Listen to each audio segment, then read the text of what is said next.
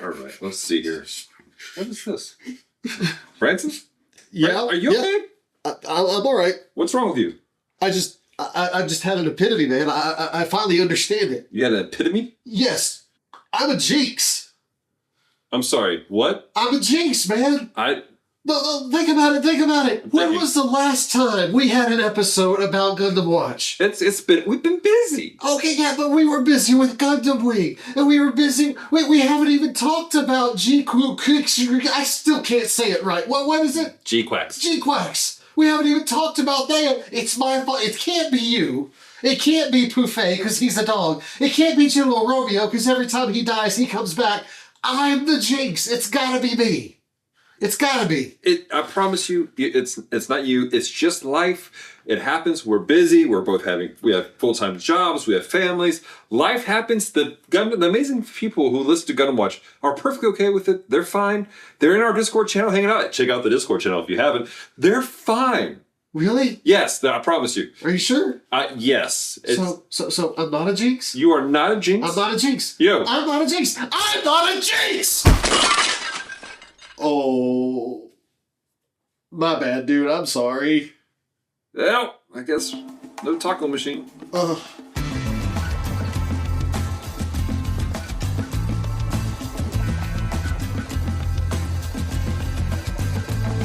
General Romeo coming in, begin transmission. Should you accept it now, here's your mission. Take your pilot seat and turn on your television. Logging into the Gundam Watch. What is a Gundam? We're gonna answer that question. From back in the classics to the newer expansion. Explore the lore with Dallas Moore and Branson. Welcome to the Gundam Watch. Moyagare, come and join the Gundam Watch. Machiagare, come and join the Gundam Watch. Yamigaeru, come and join the Gundam Watch. Tomeo, Gandamu, come and join the Gundam Watch. Brought to you by Geek Devotions comes another podcast to keep your feet in motion. Listening close and see what's all the commotion. Logging into the Gundam Watch. Dallas and Branson bringing their fandom to you with the passion of the veteran instructing the new. We're diving deep, but this ain't B's Views and Reviews. Welcome to the Gundam Watch. Hello, Gundam fans, and those who like to become Gundam fans. Welcome to the Gundam Watch. And today's episode is Cooking with Gundam, because somebody broke the taco machine having a freak out. Yeah, I'm sorry. But hey, at least I'm not a Jinx. We've established that. I'm not the Jinx. I just break taco machines. Yeah, so, it's better than John who kept jettisoning them outside of the space station. That's true. We can at least fix this one. Yeah. It's not gone forever. No, it's just in pieces. It's fine. We'll make it happen. It's good. Yeah, We're in the mess hall, and so it's going to sound a little bit different today, and we're going to make some pizza bagels, apparently. Woohoo! Homemade pizza bagels. So let's get into it while we're talking about it. So Bryson, we got some sauce here. Okay. We got margarita sauce, and we got roasted garlic. Now, margarita, from my understanding, it's a region in Italy. Oh, okay. Okay. So we're not wasting away in Margaritaville? No. All right, this is a family show. Cooper, do you want that one or this one? Either one. I'm going to do one of each. So Okay, sounds good. Cool beans. All right, so for today's episode, what we're going to do is we're going to go through the episode 3 and 4 of the 08 team. All right. Okay, so because somebody broke the machine and we don't really have time to do everything else we normally do, Branson, what are your expectations for the next 2 episodes? My expectations are, I expect Shiro and Karen to kind of get into it a lot, because Shiro is all idealistic, and Karen is very not idealistic, which is so funny because I totally just put the sauce on both bagels. So I guess I'm doing both margarita. Cool. All right. Just pass it my way when you're done. All right. But yeah, so I expect them to get into it a lot. Mm-hmm. I expect to find out more about that watch. Yeah. That watch seems like it's not just a plot, like fancy look at this. I think there's something more to that. I think it does more than just tick off, what's her name, Anya? Yeah. Ina. Ina's brother's medicine. I think it's more than just Shout out to our Discord for correcting our ignorance. Yes, thank you. I knew Anya was wrong, but I couldn't remember what the correct pronunciation was. So Right. thank y'all for that. What else? What else? I think those are the big things that I expect. Right. And of course, as usual, I expect giant robots to fight each other because that's why we're watching this show. Right. Yeah, that's fair. That's fair. All right, so for me, I'm expecting some story progression, obviously. I'm hoping to see Shiro continue. Like the last time we saw him, he had started to earn their trust a little bit. I'm hoping to see more of that take place. Mm-hmm. I also want to see more of what's happening with whatever the heck it is that Anya's doing. Aina, our Discord's gonna kill us. Aina is doing with this whatever project it is, because obviously she's been running for a reason, and it's Zeon. So, and this is during the 1 year war, and Zeon did some crazy stuff. I mean, absolutely crazy stuff. The more you get into the lore, Branson, you're gonna find out that like they were producing all kinds of crazy things during this war time frame. Yeah. I really want you to watch Thunderbolt because it goes into some even more of the psychotic things. This is why the UC-79 timeline is my favorite, because it is so expansive that you could like pick a different corner of the universe and there'd be stuff going on. Like every episode we've watched so far, for the most part, has been planet side, and they have not been hurting for story at all. And this is in addition to what we saw with the original movies, in addition to all the other series that you mentioned that fit within this timeline. It's just, I love universes that are so immersed that you could just pick a spot and spend an entire series there and not run out of ideas. Right. So it's definitely creative in how it does it. And again, the way that they've told these stories in the past, what I love the most is how it really kind of changes your mind about different things. It helps you see the messiness of everything. Yes. So, like, Zeon is only the bad guy in certain seasons or in certain shows. Right. The Federation, actually, what was that one that we watched? The 3D one. No, Requiem for Vengeance. Requiem for Vengeance. And that one, Zeon was actually the protagonist. And I found myself kind of disliking the Federation for a second. And that's good storytelling. Yeah. If you can get to where you don't really know whose side you're on, Right. that's superb story writing at its best. Totally. So what's going to happen is through the magic of podcasting, Branson and I are going to watch these episodes in seconds, even though our pizza bagels take 15 minutes to cook. Yeah. So let me set my timer for our pizza bagels, and then Branson and I will magically watch both episodes. Totally. Just watch them in seconds. I feel like this is like that on Sesame Street when Elmo goes, imagine. That was the weirdest accent. All right, 15 minutes. All right, ladies and gentlemen, we're off to go listen. All right, Branson. Cool. Now that we have consumed 2 episodes and our pizza bagels are still cooking. Yeah. Let's do the time warp again. So, oh my gosh. That takes me back to being in high school for some reason. Yeah. All right. So, it's been too long since we've done this. Yes. Do we want to talk about spoilers for spoil-free stuff? Yeah. Spoil-free stuff, but yeah, there's not a lot of spoil. Most of what I want to talk about is spoiler-ish. Right. But there's a couple of maybe little things we can mention. okay. Well, let's talk about episode 3 first. Episode 3 is called "The Time Limit on Trust." Shiro must attack an enemy base from the rear while his team attacks it from the front. Unfortunately, he gets captured by guerrillas on his way there. In the end, Shiro ends up making friends with the guerrillas. They help the 08th team destroy the base and drive the Zeons out of the area. Just for clarification, Guerrilla is a type of soldier, not a hairy monkey thing. Were you confused by that? No. Wait a minute. I can't tell if you're joking or not. That's the point. All right, ladies and gentlemen, boys and girls of all ages. Let's jump into it.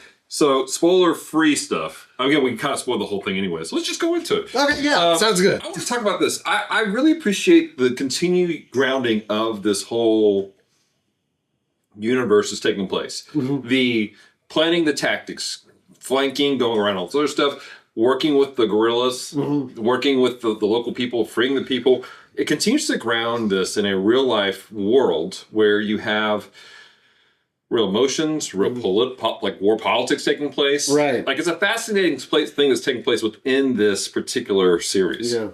I like that, that you talking about the grounding and the tactics. The way you operate a ground-type Gundam is very different than in outer space. And I noticed that especially in this episode, some of the way they engaged in the battles and things, Right.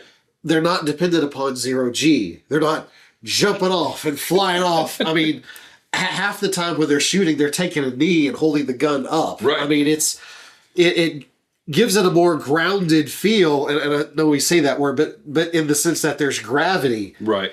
And every word I'm saying has a double meaning, and I don't mean to do that. But it's just the animation's different, the battle tactics are different.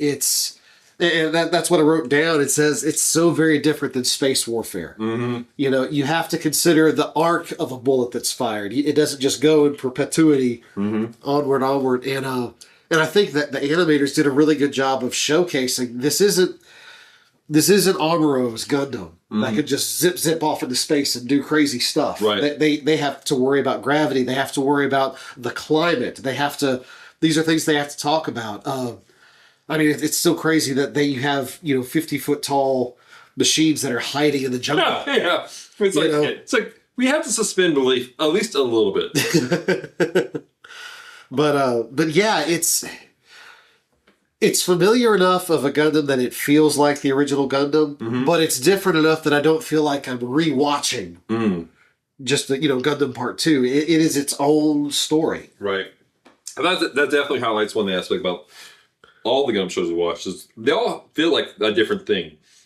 John had actually posted up a meme in our Discord earlier today. Just happened to see it. He was talking about how to do a sequel and how not to do a sequel. And I saw that. Gundam Zeta, which is kind of one of those contested how people view it type of things. But it really is like it. Even though there's a lot of beats that are the same, it's very different at the same time. And in this right here, again, it's a very different grounding. The warfare tactics.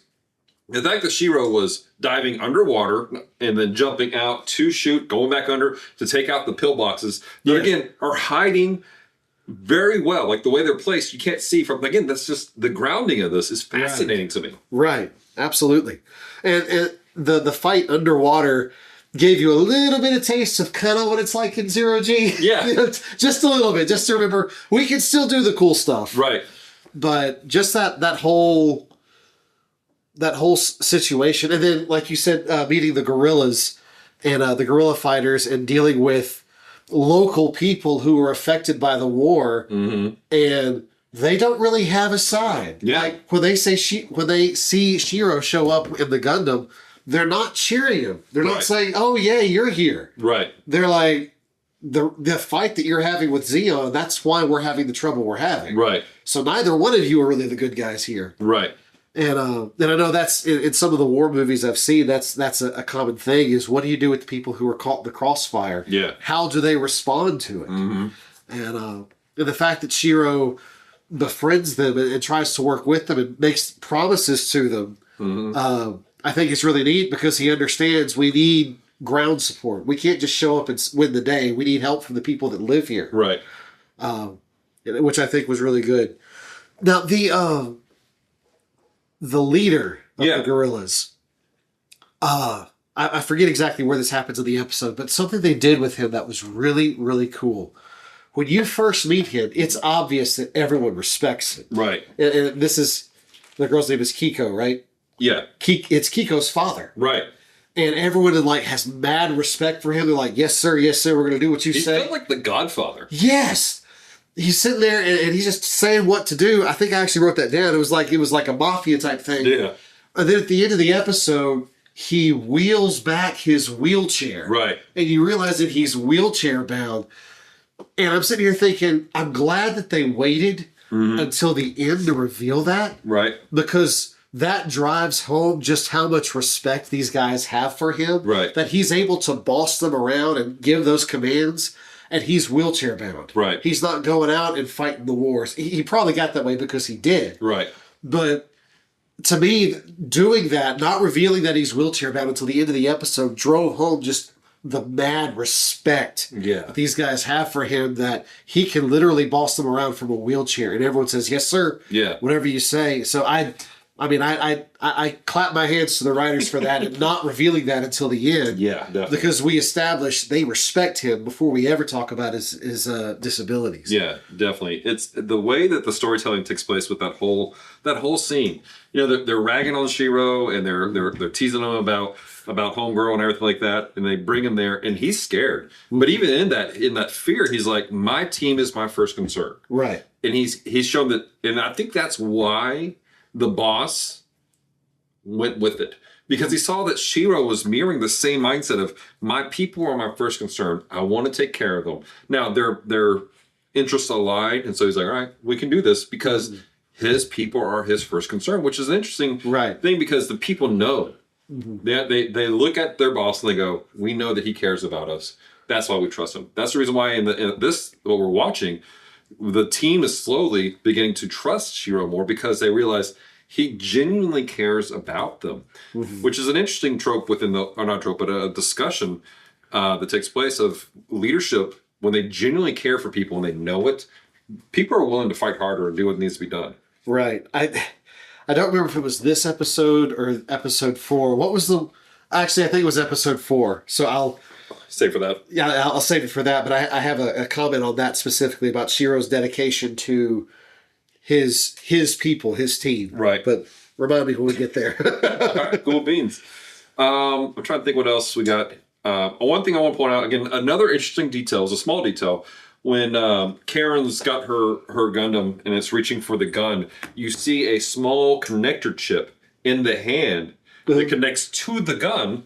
So that it functions. I didn't even notice that. Oh yeah, we talked about how like it has these small details of the animation. Yeah, it follows the hand of the Gundam for a few minutes, for just a couple seconds, of going and connecting into the gun. Oh, cool! Like it's like a USB port or something. But it's a matter of like going, this is going to connect with the rest of the computer. So that means a Zaku suit. Zaku. I meant to say Zaku. It came out funny. my elbow accent's still giving me grief. So a Zaku suit couldn't pick up the gun and use it. Did I just say it again? Yeah, you did. Oh my gosh. Elbow! All right. The Zaku could not pick up and use it. Right. It is purely a Gundam weapon. Right. That's interesting. So at least in theory, again, they may have something where it's like, you know, it's a universal gun database and they know how to do stuff, whatever. But yeah, it's locked in for their targeting computer and everything else. Cool. So that would be a way of ensuring that Xeon couldn't use their hardware. Yeah, but also it makes sense. It helps you understand why they're able to have the targeting array work the way it does. Because it's actually communicating with the gun itself. Right, right. So that's pretty cool. Yeah. All right. Anything else on episode 3? I have to say that one of my expectations was not met. Oh. I expected Shiro and Karen to be at it over and over again, but they actually seem to be jiving pretty well. Yeah. Like it's, I don't know if just the time between the second episode and the third episode, they've worked it out. I mean, she's still her personality. Right. That hasn't changed, but she actually seems to respect Shiro and listen to his orders. I mean, she'll rag him just for the fun of it. That's one thing, though. This episode starts off, it throws you right into the mix of things.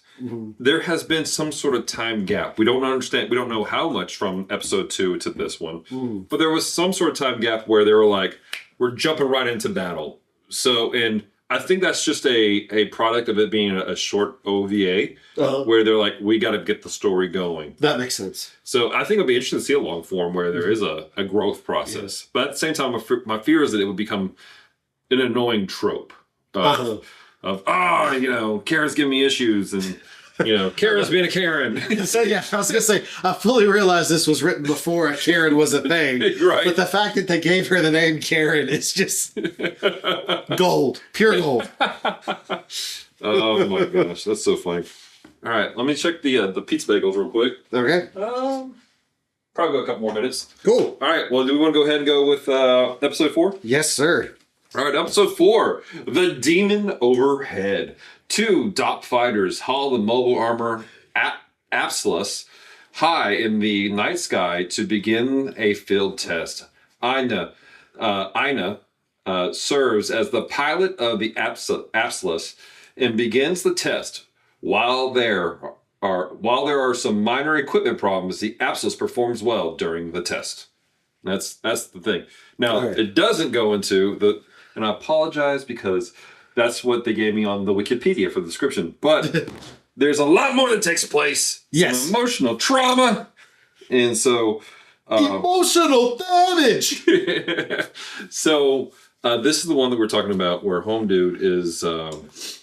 this is where we get the joke about the Jinxs in the front of the episode, where obviously we learned this in the first episode about he's known as the Reaper, or the second episode, I'm sorry, and that everyone on his team dies. Yes. We get clarity, though, that it's on the 3rd active mission where his team dies. Yeah. And so he's freaking out because they've gone through 2 combat situations. Now they're about to go into the 3rd. And he's panicked. He's freaking out. Yeah. So... And that ties into what I wanted to mention before. He gets in a fight with some guys from a different team. And what's the kid's name? I can't remember the kid's name now. Eleanor? Yeah, Eleanor. Eleanor's the long hair guy. Oh, okay, so it's not Eleanor. It's the kid that's always having to change his journal. Yeah. Like he writes something and then something happens and he's like, I gotta change my journal now. Well, he goes and gets Shiro. Right.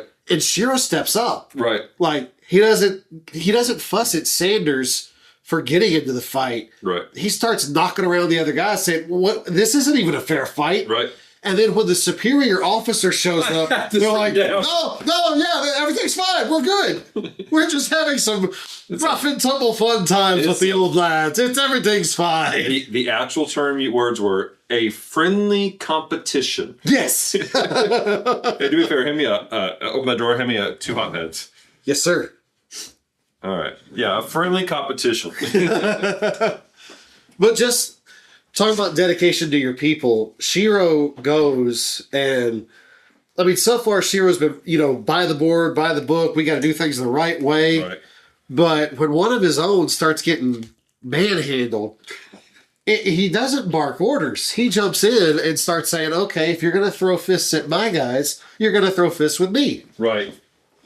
Oh, man. So I really appreciated that, seeing that from him as a leader. Thank you. You're welcome.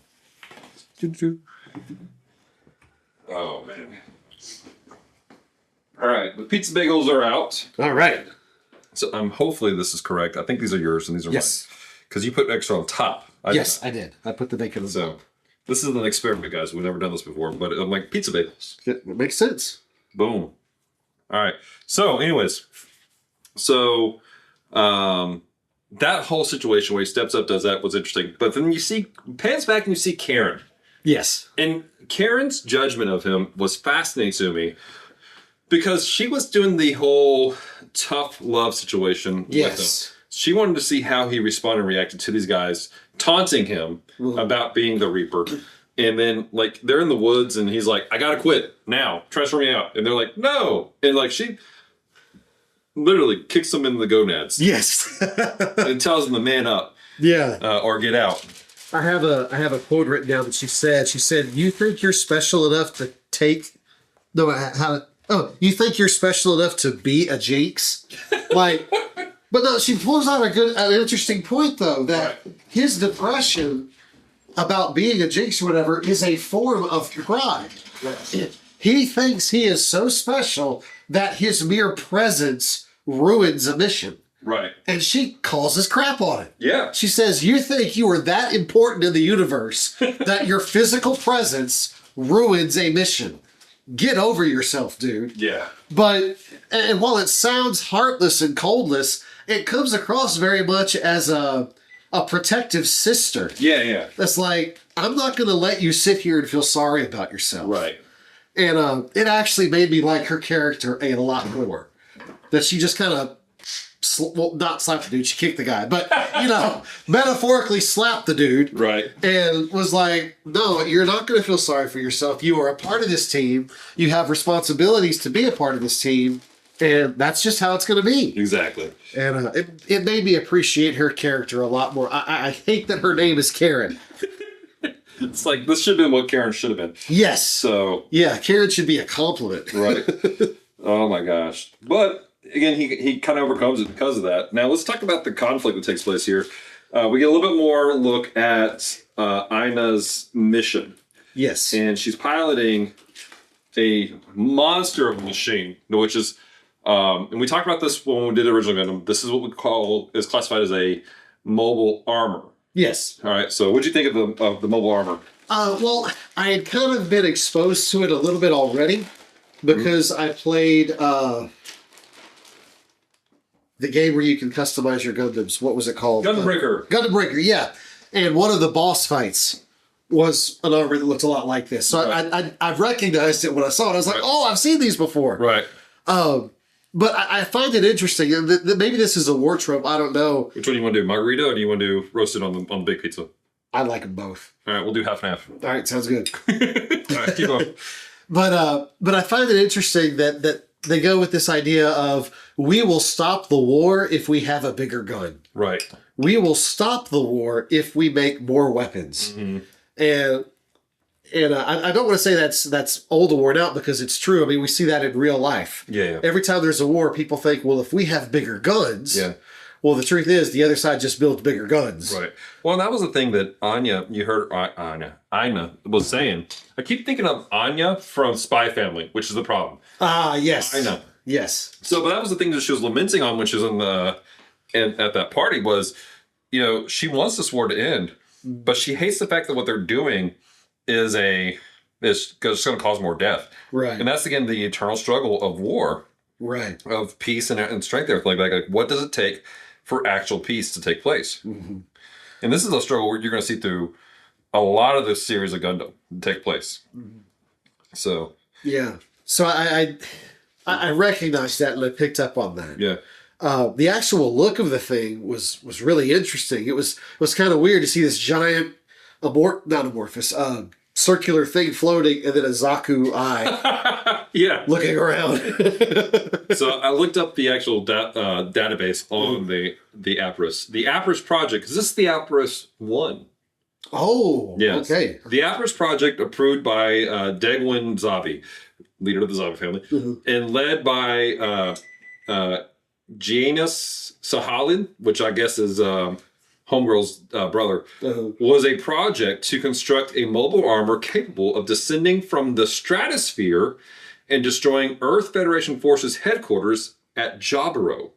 Yes, I do remember Jaburo. Yeah, using powerful mega particle cannons. The Apris 1 was the project's first prototype, and its development focus was on the Minovsky craft system. Sweet. So it was dispersing the Minovsky particles, and that's part of the Minovsky particles. It basically makes so you can't do wireless transmissions. Ah, okay. Mm-hmm. So it disrupts the communication. Right, and so it almost makes it invisible. Nice. For radars. So nice. That's what that is. But that whole thing, dude, it was almost scary looking. Yeah. And the way they animated it was gorgeous to see it be animated the way it did. I really appreciated like the way they did the lightning and everything like that. Yeah. Of course, we said it before, the animation of this particular series is amazing. Yeah, that's actually one of the things I wrote down as I was watching it, was once again, the hand-drawn animation on this.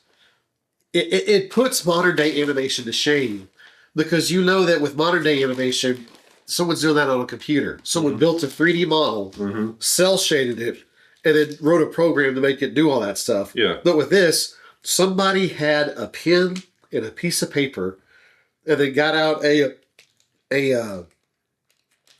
reason it's called cel shading, a piece of cellophane, and painted it to make it look like that. Right. not to put shame to the modern animation. It's just No, but there's a level of beauty and texture.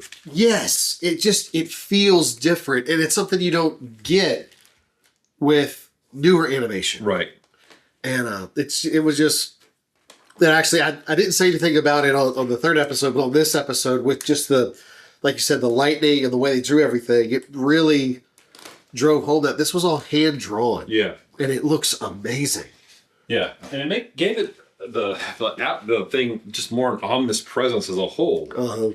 As they fought it and they dealt with it. Kind of like the Death Star in Star Wars. Yeah. Like you get this ominous, gigantic thing. Right. That single eye looking around. It's just it's a great suit. I feel like I need to break up these mozzarella things a little bit. What do you think? I don't know. So, all right. Well, yeah, we'll break it up a little bit. That sounds good. So, but now in the party there was an admiral that showed up. Mm-hmm. Did you recognize the admiral? Was he the guy with the, for lack of a better term, the Wolverine haircut? Mm-hmm. He was from Requiem for Vengeance. Correct. Yes. So he's going off to Europe at the end of this episode. To meet with, so that's the connection. That's the connection. Okay, I'm with you now. Now you're seeing the wider timeline take place. And so, which again, another aspect of why this is so interesting to see everything take place is because you have these timelines that begin to interact with each other and take place. So, trying to think what else. I can't access my notes right now because I got pizza all over my hands. So what else did you think about this episode? Let's see. What else I got? We talked about Karen already. Mm-hmm. We talked about the naivete of thinking bigger weapons stop the war. Right. I wrote down best moment of the episode was when Sanders says, "I will not be the Grim Reaper." Yeah. And he didn't even break a taco machine. All right. But just that look of, because he's been dealing with that. We kind of saw that a little bit with the first episode. He was the sole survivor of his whole group. Right. And then dealing with that in the previous episodes, to see him kind of reject that identity. Right. And say, no, this is not who I am. I will not be the Grim Reaper. And because of that kick in the pants that he got from Karen, he breaks it. It stops becoming a self-fulfilling prophecy. He actually saves his team. Right. And he's the reason that they all go home that day. Yeah. And, I mean, you know me, I'm a sucker for redemption story arcs anyway. Yeah. But to see that happen, that was a really, really cool moment. Exactly. So it was just all around. Again, they did a great job of capturing the fear of the machine, but also overcoming stuff. Mm-hmm. and dealing with your personal issues and not allowing them to define you, because that's what the thing was. He was allowing it to define him. Right. So, and here's an interesting question though: if Karen hadn't done that, right? If Karen had been like, "Yeah, no, I totally get it. I understand why you feel that way. It's okay. Yeah, I understand. I validate your feelings. I do." How would that have affected his performance in that moment? Yeah. You know, if he said, "I'm terrible," and everyone's like, "Yes, you really are. I'm sorry." You know? "I'm a terrible human being." "Yes, you suck." Seriously, though. I mean, I'm starting to step into my maintenance report. I'll pull back a little bit on that one. Oh, my gosh. But I appreciate the sisterly role that Karen took and the effect it had on Sanders at the end of the episode. Definitely. All right. Well, I think that's all the notes, all the conversation I had also. So again, now that we're getting into the seat where we're breaking these down the way we are, there's stuff happening, but it's not a ton. So we're able to get through the conversation pretty quickly. Right. But we want to hear from you guys. What are your thoughts in these last two episodes? Let us know. Comment on the YouTube channel or hit us up on social media. Or in the Discord channel. Yeah. So lots of good conversation in the Discord. Heck yeah, that's been great. All right, well, Branson, let's transition over to the maintenance report. Now loading the cruise maintenance reports. Reports begin in 3, 2, 1. Hello, guys, and welcome to the Maintenance Report, the portion of the show where we take what we've discussed in the episode and attach it to some spiritual significance. What are you talking? I'm going to eat this pizza bagel. Go for it. And while Dallas samples the pizza bagel, was it a success? Oh, man. Okay, now you got to make me take a bite. I'm not angry at this at all. Survey says. That works. Right? That works. Yeah. All right, folks at home. So, if you're ever craving pizza but don't have an actual pizza, bagels make a great pizza crust. This has been Cooking with Gundam.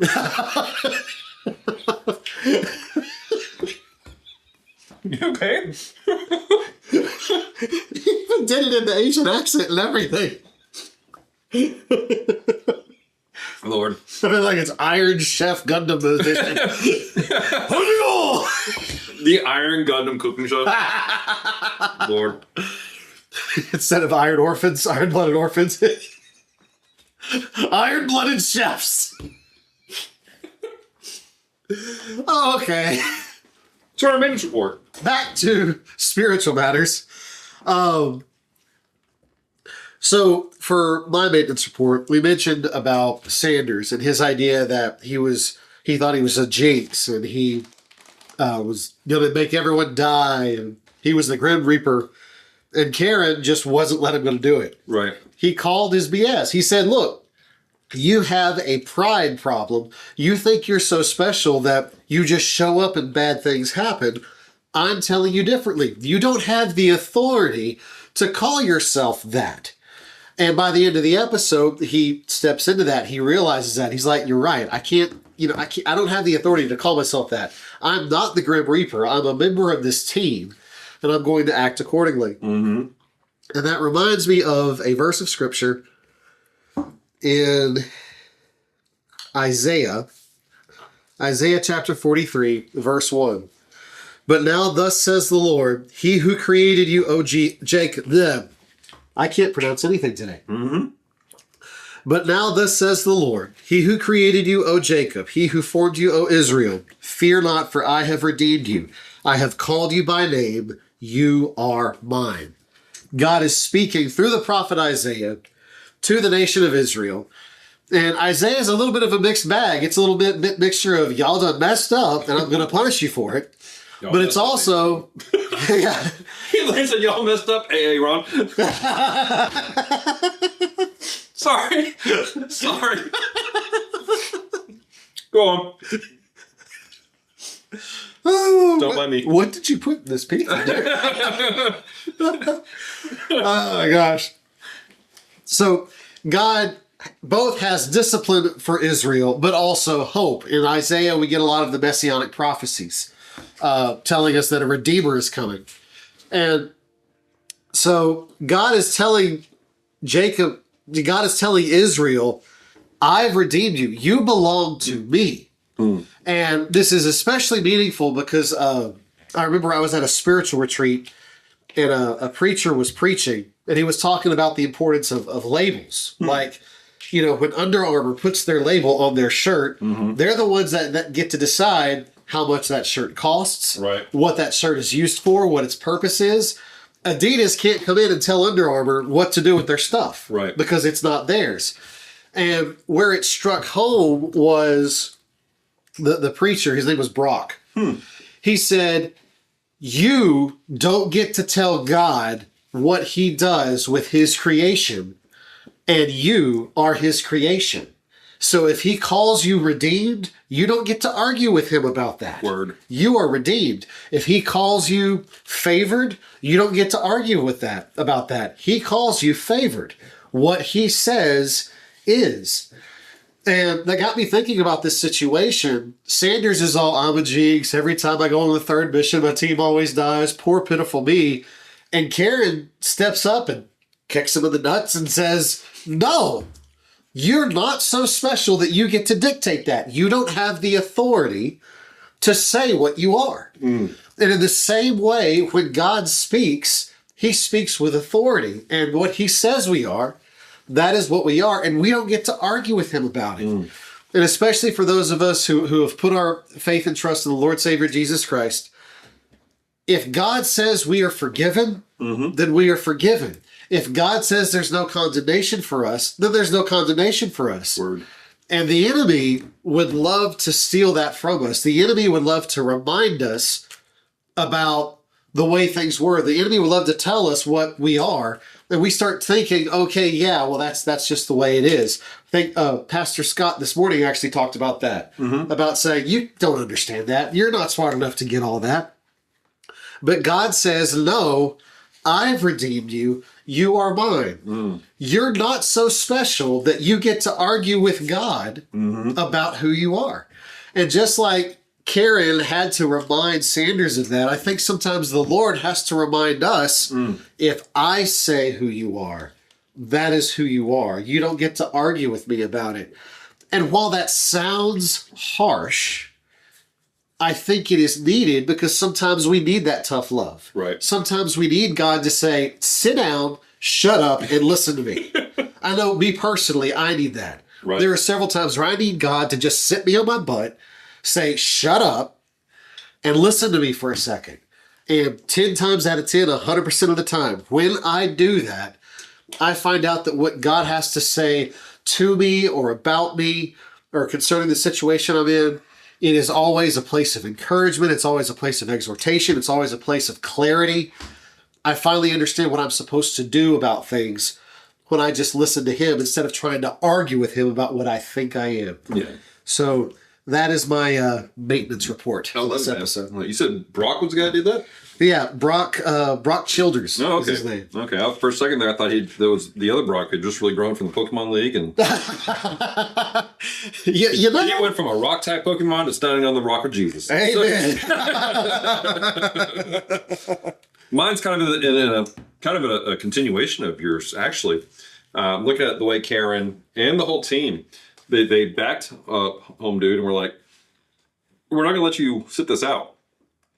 Went back down and they carried his burden, which I think Galatians chapter 6, verse 2 says, bear one another's burdens and so fulfill the law of Christ. And in that, now specifically he's talking about people who are struggling and they're fallen, and he's commending that he's telling us, hey, you with the spirit of gentleness, that's the thing people trip out on. They forget spirit of gentleness, go and help each other out, restore each other. Bear the burden that they have and help them. And we're not just talking about sin, but just life and struggles. Yeah. And we need to do that for each other. We need brothers and sisters in Christ who go, man, I hear what you're saying. And in a loving way, not saying you need to affirm the issue in a matter of going, oh my gosh, this is so bad. Right. But going, okay, yes, your feelings are there and it hurts. Let's move past it. Do not go up and kick your best friend in the nuts. Yeah, please don't do that. That's not appropriate, ladies and gentlemen. That was an overstep. That was an overstep. Yeah. But standing in grace, helping each other to grow, we need to do that as a whole. And honestly, it's something. So as of late, I've really been burned with the fact that so many of your and I's peers had just walked away from the Lord altogether. And a lot of it was because they had burdens that nobody was willing to stand with them and walk them through with the spirit of gentleness, the way it needs to be done. And I really believe that if we would do that, if we were intentional about carrying each other's burdens and not carrying it as in, I'm going to own your issue. That's another problem people have, is they go, I'm going to carry your burden. I'm the one that's going to stop. No, it's not your burden. It's their burden. You're just helping to carry it to the cross, to give it up, to leave that there with Jesus. Stop owning other people's issues. Stop being offended for other people. Stop being angry at other people on behalf of somebody else. You have nothing to do with the situation. But they're my best friend. I love them so much. I want them to know I care. Show them you help them to care by helping them to heal. Yeah. And helping them to heal is not you being bitter, not you feeding the situation, not you going, oh, well, how terrible were they? Oh, did you hear what they said and did? That's not you helping them to heal. That's you rubbing salt in the wound and prying it open every time there's an opportunity for healing. Yes. And so, my maintenance report is bear each other's burdens appropriately and help them to walk that out. Amen. So Amen. that's my my maintenance report. I can't carry it for you, but I can carry you. That is the wrong movie series. I'm sorry. I have no idea what's happening. Lord of the Rings. Okay, so Samwise Gamgee. Frodo. Return of the King. Yeah. I can't carry it for you, but I can carry you. Yeah. Because, okay. I'm not a Lord of the Rings cat. Okay. You can just edit this part out then. Oh no, it's going in. So remember, I'm not a high fantasy geek. I'm a sci-fi geek. Oh, okay. Yeah. Okay. Yeah. That's my jam. Okay. The only wizards I'm really into are like space wizards. Ooh. So Jedi. Exactly. Okay. Gotcha. Anyways, ladies and gentlemen, thank you so much for hanging out with us for today's episode. I want to encourage you guys to make sure you check out the rest of the Geek Devotions podcast network. We Read Allegedly has a new book book review coming out soon. The Bottom Shelf has a review coming out soon on a classic film that I can't remember at the moment. John and I recorded an episode, and then my house was flooding right afterward. So I was a little traumatized. It was a thing. It was a Van Damme movie, wasn't it? No, it wasn't a Van Damme movie. It was something else. Hold on one second. Let me go to the Bottom Shelf page so I can look at it appropriately. Survey says, oh yeah, Indiana Jones and the Temple of Doom. Yeah. So we forgot about the Temple of Doom. Apparently, a lot of people did. But So, we reviewed that, and then we should have one on Suburban Commando coming out also with Hulk Hogan. So that's what it was. It wasn't Van Damme. It was Hulk Hogan. Yeah, and then Branson, he's got the Spider-Fan podcast. Yes, and I'm going to get around to reviewing Amazing Spider-Man #2. I've got my notes written down for it. I've read it. I just need to sit down and actually record the thing. Recording for Your Friendly Neighborhood Spider-Man, the couple episodes I did with my dad, that took up some time. And then my oldest has been all about the basketball. Yeah. So I've been chasing him around trying to wrap up his season. But he's in the off season, and so I'm able to sit down and get some reading done. So we should have that episode out very soon. Dig it. I dig it. Also, all month long here at Geek Devotions, it is Anime April. So all of our episodes of Com Talk will be dealing with anime. Celeste and I just did a episode where we gave our top 4 shonen anime. Ooh. And there was a honorable mention that some of you Gundam fans may like. So I think that's basically it. So check us out. Check out the Gundam Watchers website. Go to geekdevotions.com for all the information you'll need to find Geek Devotions on basically all the platforms and all of our podcasts. Branson, you got anything you want to add? As soon as I'm not chewing pizza, yeah. So let me get a spatula in front of you. Yeah, like Dallas said, check out all the socials and stuff. The new podcasts that are coming out. And let some people know that we're here. Yeah. Because there are a lot of people that are looking for I don't want to use this phrase because it has such a negative connotation, but a safe space. A place where you can just be really excited about stuff and it not be a toxic environment. Yeah. You know, where we can talk about things and, like I know in the Spider-Fan podcast, we've discussed the merits of Mary Jane Watson or lack thereof. And a lot of people have had very different opinions about Mary Jane, but all valid opinions. But it's a great place to go and just discuss what you're excited about and not have to worry about it devolving into an argument. Word. So if you got some friends who are like, man, you know, I love talking about Gundam, or I love talking about movies or comics or whatever. Or music. Or music, yes. We got The Loft. Mm-hmm. And, but, you know, every time I comment on somebody's Facebook or YouTube channel, it devolves into a fight. Well, the devoted geek community is different than that. Yeah, so. We don't allow that to happen. We have moderators. Yes. But anyhow, so yeah, be sure and tell your friends about it and bring them in. Word. All right, guys. Until next time, stay devoted. Peace and love.